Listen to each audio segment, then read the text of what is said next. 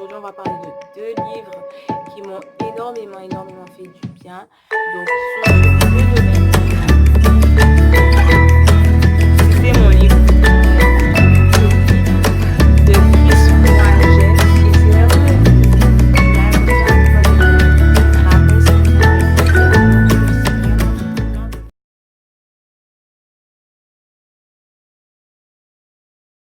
à tous, donc aujourd'hui je vous retrouve pour une nouvelle revue. Donc aujourd'hui on va parler de deux livres qui m'ont énormément fait du bien. Donc ils sont sur deux domaines différents mais ils se rejoignent quand même un peu et vous allez le voir. Je vous ai présenté deux livres de choix. Ils n'ont pas encore été revus sur mon blog. Vous n'avez pas encore de revue sur le blog, mais ils sont vraiment super et je suis sûre qu'ils vont vous apporter quelque chose. Donc, je vais tout de suite commencer avec le premier. Donc, c'est Gérer vos émotions de Joyce Meyer. Donc, il m'a coûté 16,50 €. J'en avais beaucoup entendu parler. J'étais du coup super intéressée de l'acheter pour voir ce qu'il donnait en fait. Et je l'ai acheté à la CLC au mois de mars. Donc, c'est récent. Et je l'ai lu et je vous assure, franchement, c'est une perle. Vous allez apprendre beaucoup de choses dedans. Vous allez vraiment être édifié. C'est une femme, Joyce Meyer, que je suis depuis des années. Je la suis depuis 2009. Donc, ça fait limite 10 ans. Et elle m'a beaucoup apporté en suivant ses témoignages, en suivant ses prêches. J'ai beaucoup reçu. Donc, je vous encourage à vous pencher sur le cas, à essayer de rechercher de la documentation sur elle, des prêches sur elle, en fait des prêches qu'elle fait et aussi des livres qu'elle écrit parce que, surtout aussi si vous êtes une femme, je vous assure que ça va beaucoup vous apporter parce que c'est une femme qui a vécu des choses tellement difficiles et tragiques, mais Dieu l'a restaurée en fait. Et c'est un témoignage de restauration, c'est un témoignage de transformation en fait. Et c'est pour ça que je vous encourage vraiment à le lire parce qu'on sait que souvent nous, parfois les femmes, parfois on peut vivre des choses un peu compliquées dans notre, au niveau relationnel, au niveau corporel, au niveau de nos pensées. On peut vivre des choses très compliquées qui peuvent nous amener à être malheureusement des flèches et des femmes brisées. Mais dans ce livre, elle nous parle de choses, elle nous confie vraiment comment Dieu a fait pour l'aider, comment elle est vraiment, Just Meyer, c'est une femme sans tabou. Donc elle parle de tout, elle n'est pas gênée en fait de révéler des détails de sa vie intime, de révéler des détails de sa vie privée, si ça peut servir à édifier. Donc je vous le conseille vraiment. Je vais essayer de vous lire quelques extraits, donc comme d'habitude, des extraits vraiment qui m'ont touché. Donc voilà, je les prends au hasard, voilà. Tôt ou tard, il nous faut arriver au point où nous nous arrêtons d'éprouver de l'amertume, de la rancune et de l'apitoiement sur nous-mêmes. Viendra alors le moment où nous ne vivrons plus dans le passé avec ses pourquoi. Dès lors, nous pourrons apprendre à laisser Dieu changer nos cicatrices en étoiles.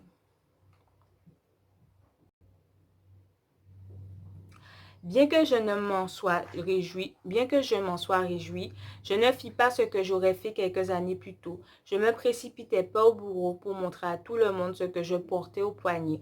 En fait, je me disciplinais pour ne pas en parler à n'importe qui, mais seulement à mes enfants et à mes amis intimes. Si quelqu'un y prêtait attention et disait « Oh, tu as une nouvelle montre », je me contentais de répondre « Oui, Dave me l'a acheté ». N'est-ce pas gentil de sa part? Bien des fois, nous détruisons notre joie et le bonheur qui pourrait exister entre le Seigneur et nous en courant à travers toute la ville pour nous vanter avec enthousiasme de ce qui nous est arrivé dès que le Seigneur fait quelque chose pour nous.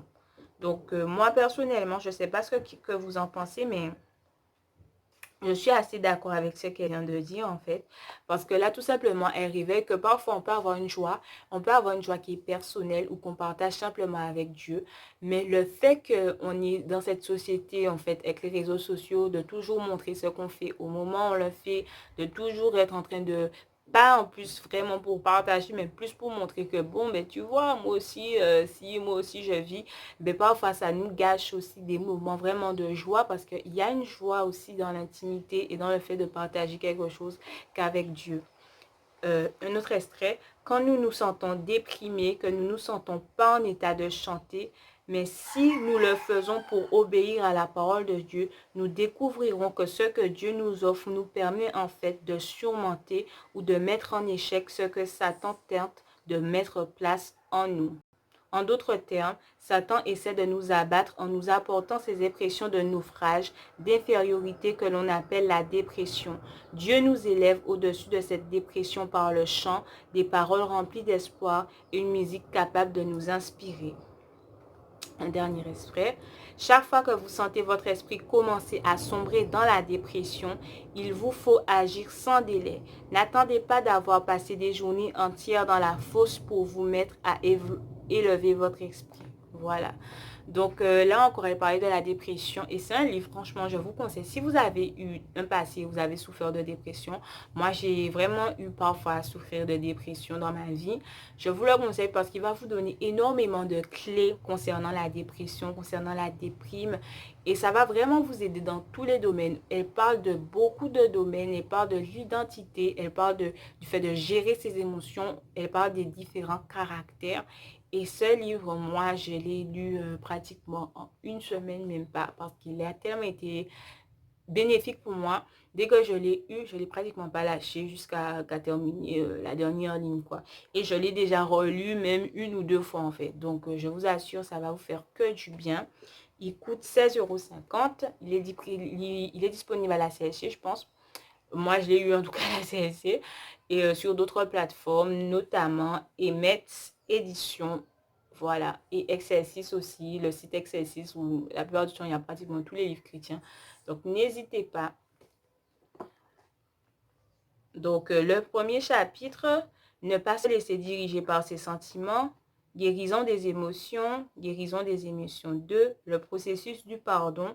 Saute d'humeur. Le mécanisme de la dépression. Il a restauré mon âme. Enraciné dans la honte. Et enfin, comprendre les interdépendances.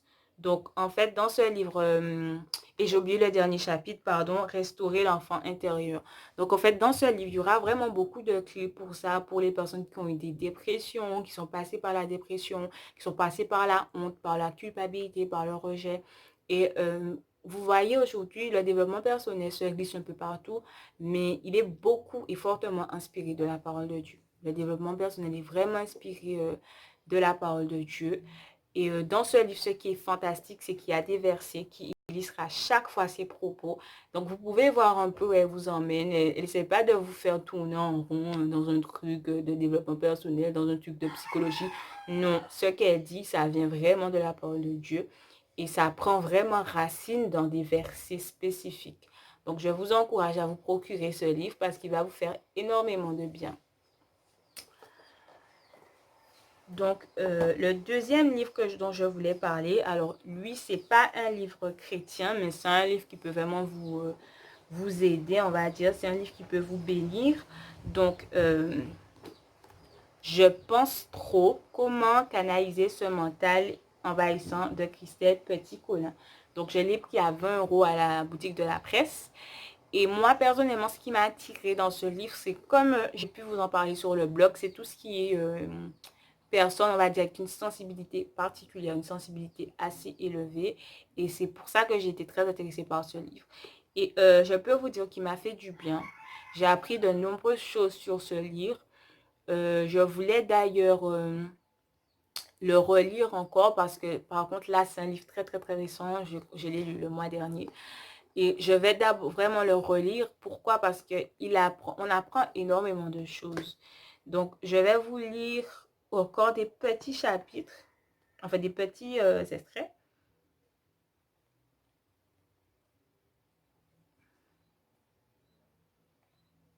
On parle de tante Sophie, immédiatement revient en mémoire le fichier qui lui est associé avec en vrac toutes les informations la concernant. La tenue qu'elle portait au mariage de sa fille ou une phrase qu'elle a prononcée dans une situation anodine, les dernières nouvelles la concernant. Tout cela se fait naturellement, sans y penser, mais si on vous demande de vous souvenir de quelque chose de précis, ça bloque. Surtout si on vous met la pression pour avoir l'information. Encore une phrase.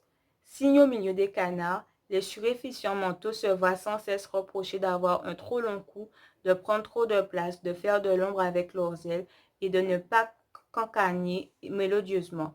Pour répondre aux attentes des canards, ils vont apprendre à rentrer le cou dans les épaules, à recroqueviller leurs ailes, à se serrer dans le coin et surtout à faire taire leur chant.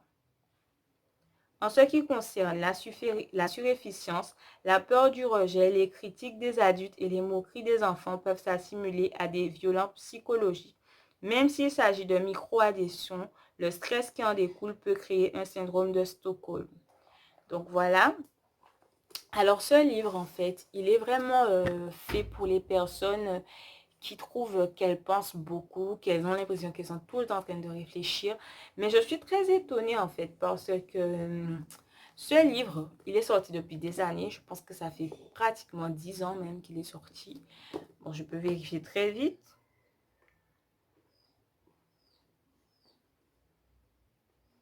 Donc, ouais, c'est ça. Ça fait 10 ans qu'il est sorti, la première édition de 2010. Et en fait, ce livre, je l'ai toujours vu, mais je l'achetais jamais parce que je ne pensais pas forcément être concernée parce que quand on dit surefficient, quand on dit je pense trop, quand on dit voilà, on pense tout de suite à surdoué, à des gens comme ça, on se dit que bon, moi, c'est pas mon cas, je suis pas surdoué et tout, j'ai jamais sauté des classes et malheureusement, on se trompe. Si vous vous reconnaissez dans certaines descriptions d'hypersensibles, de personnes qui pensent beaucoup, de personnes qui ont une très grande mémoire, très grande créativité, de personnes qui sont aussi introvertis, donc qui aiment passer du temps seul à lire en fait. Si vous vous reconnaissez dans ces quelques descriptions qu'aujourd'hui, elles sont beaucoup plus courantes, on peut les voir à beaucoup plus d'endroits, je vous invite à lire ce livre parce qu'il peut vous apporter énormément, énormément. Donc voilà, aujourd'hui c'était tout. C'était les deux livres principaux que je voulais vous présenter. Gérer vos émotions de Joyce Meyer et Je pense trop de Christelle Petit-Colin.